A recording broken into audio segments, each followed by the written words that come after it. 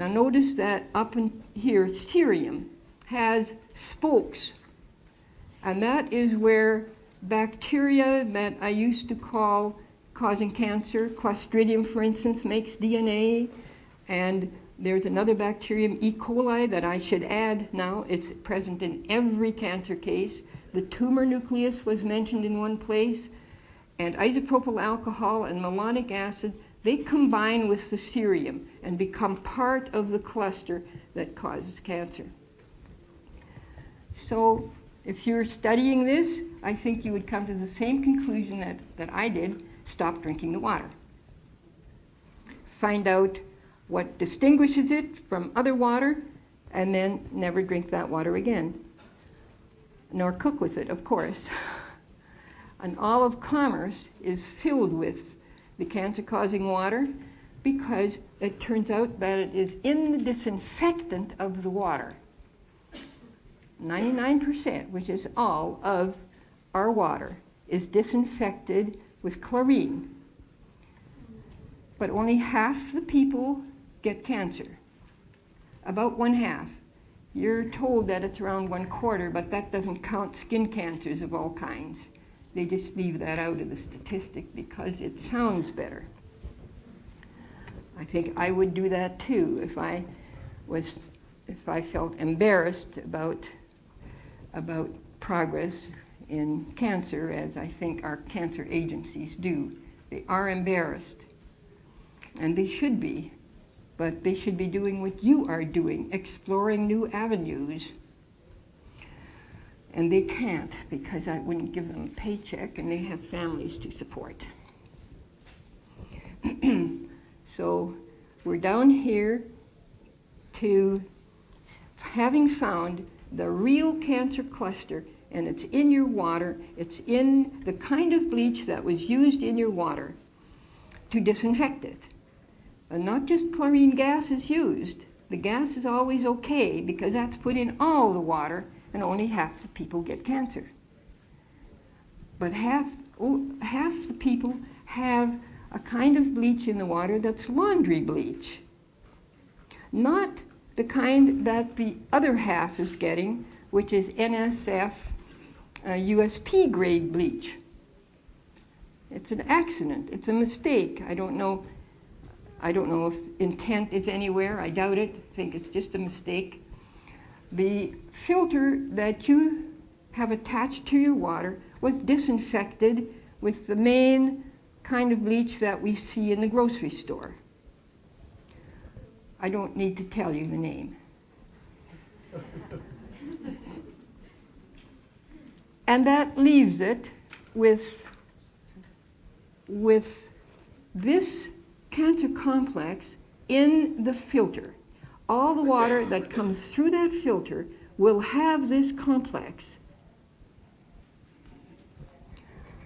Some people have water softeners, and all of those have been disinfected and are required to be disinfected with chlorine somehow.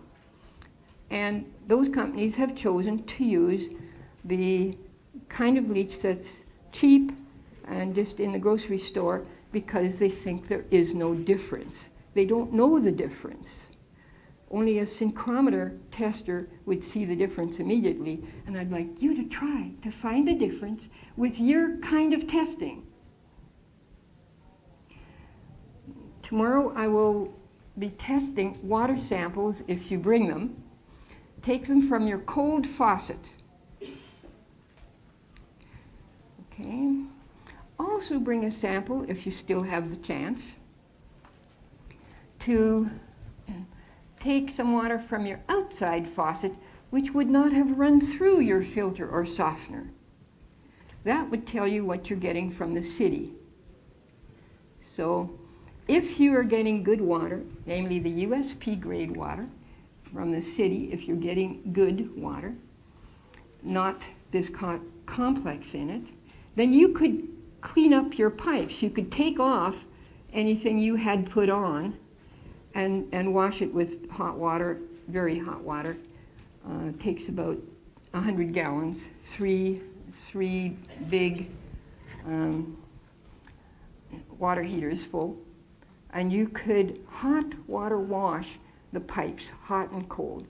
You see, these oils are very greasy. A single pass of that water through any pipe contaminates it.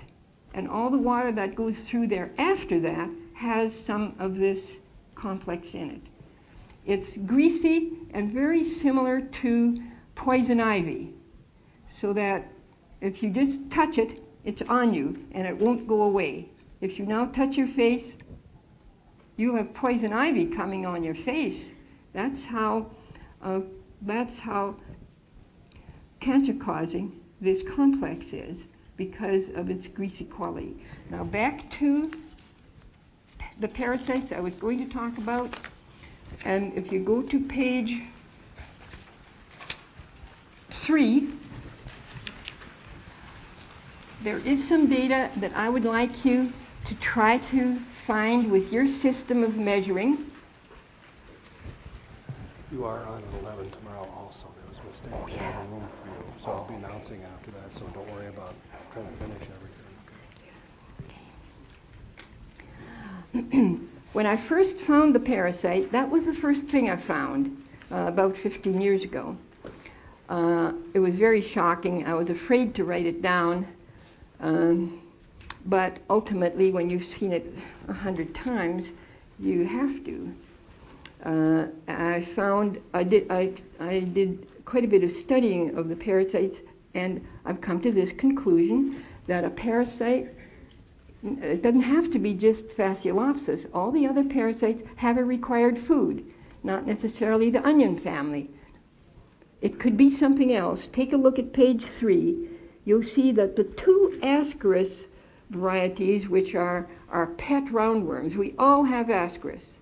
You could do that part first. We have Ascaris along the spine. So if you want to be more sensitive in searching for them, try looking along the spine. We have 2 main kinds, Lumbricoides and Megalocephala. And the human kind requires the squash family. We eat a lot of the squash family.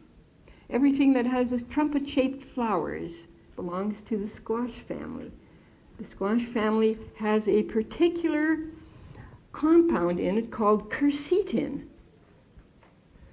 And even though you might have run across quercetin as a beneficial thing in various ways, just remember that there's nothing all bad or all good. Everything is a complex mixture. And if you don't have any Ascaris lumbricoides, there's no reason not to eat quercetin. But if you do, you should stop eating quercetin until you have starved that parasite. And the good news is that you can starve a parasite about 50% in a week. It notices immediately when you're not eating its food. They must have a special sensory system. And the advantage of that is that you don't have to kill them. They will run away on their own.